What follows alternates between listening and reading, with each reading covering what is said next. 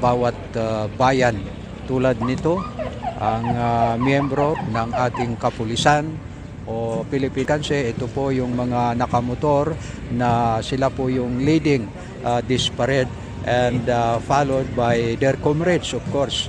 At titignan natin mga kaibigan kung sino pa yung 96 po mga kapatid.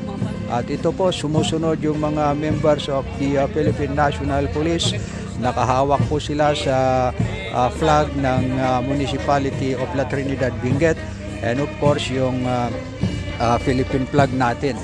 So ayan po mga kapatid at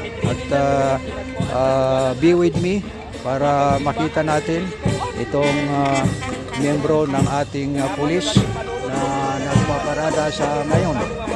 At followed by, tingnan natin mga kapatid kung sino yung sumusunod dito na nanguna sa paradang ito mga kapatid.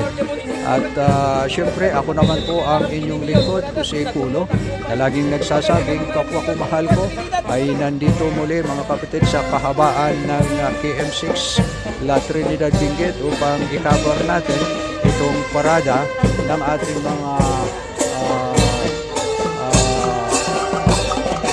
iba't ibang personality upang makidalo dito sa fiesta ng La Trinidad Benguet. So ayan po yung nakasulat ha.